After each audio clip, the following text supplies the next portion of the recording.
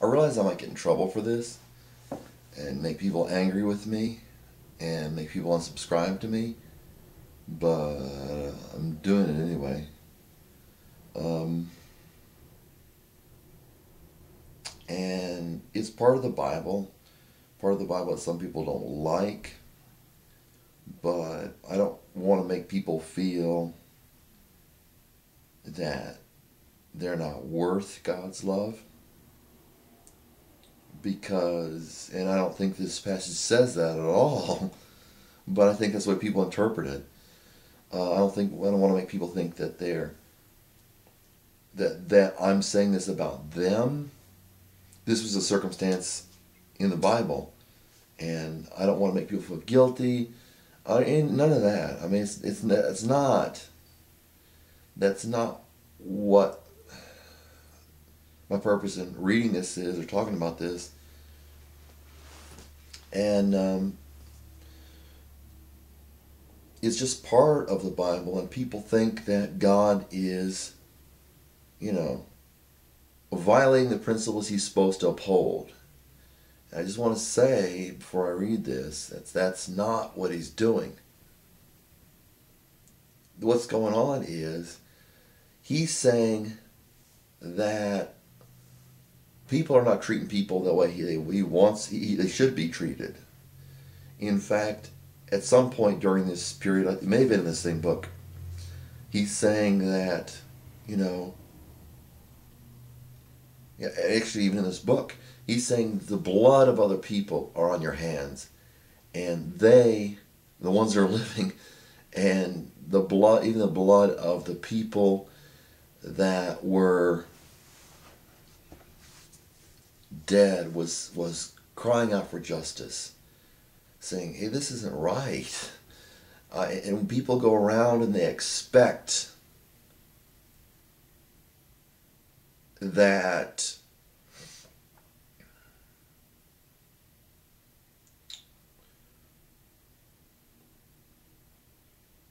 justice is a dirty word. I've said it before, but when we go to court, oh, we want justice. And we get angry at other people and all that stuff. We say, well, they deserve this or that or the other. But when God does it, people have a problem with it. I'm sure there are people out there that are hateful, and God isn't hateful. Um, he may say, he might, you know, I mean, I've studied the Bible, okay? And I'm not as much of an expert as some people are, that's for sure. But I understand Christianity. I understand what God's saying. If you don't believe me, that's fine. You just don't just go along for the ride if you want to. But it's not condemning. It's more of a corrective type thing where God's saying, hey, this stuff needs to change. You need to not be guilty of um, doing, and I know this gets a little bit of an issue for people, and you know, you can ask me about it. I can do another video on it if you want me to. But it comes down to people. God saying, you know, I drove the nations out of this land you're in because they were doing the exact same thing that you're doing. Um, and we're not exactly told back in that part of the Bible that this is what they were doing. But we kind of find out when we read further on. They were, I know people, this is a contentious issue with people, or a point of contention. They were killing their own children. Like, if they wanted good luck, they'd even kill their own children um, and offer them to gods.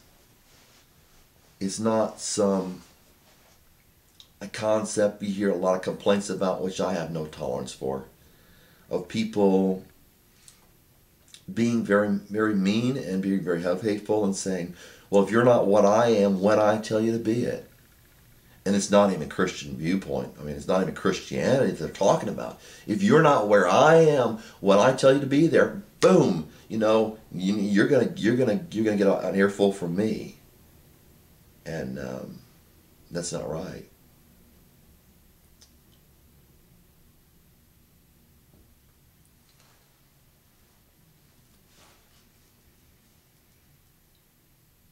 The vision of Isaiah, the son of Amos, concerning Judah and Jerusalem. So I read some of these words, and it was a long time before I realized that when it says like words like Isaiah, even when it says words like vision, that the Hebrew's gonna, and this is Hebrew, the Hebrew's gonna say some things in there. It's gonna have a definition. I think another translation of another way you can translate that word for vision is burden. Like this is something heavy you're carrying, something you got to almost heavy, like something you got to get off your chest, kind of thing. And so it's kind of like you can see the vision of Isaiah, or the kind of thing, the what Isaiah was trying to get off his chest. So then when you hear the word Isaiah, it's okay, that was a biblical guy, but it's kind of like if you look up the word John, or if you look up the word Daniel. A lot of people know what Daniel means.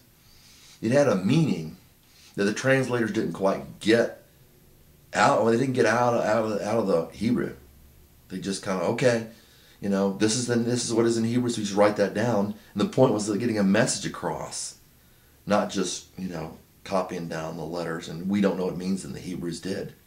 Anyway, the vision of Isaiah, the son of Amos, again another name that has a meaning, and I don't know what all these Hebrew names mean, or even the Greek and Roman names in other parts of the Bible. The vision of Isaiah, the son of Amos, concerning Judah and Jerusalem. And Judah means praise, and Jerusalem has a meaning. You can look that one up, I guess. You can look that up on the internet. Which he saw during the reigns of Uzziah, Jotham, Ahaz, and Hezekiah. Now, Hezekiah was a man that God loved. That even though he didn't do the right things, it's recorded he didn't do the right things, God loved him, and he saved him from what was going to happen, because he loved him, and he knew that Hezekiah loved God. Another way of saying that was he cared about what was right, wanted to do the right thing.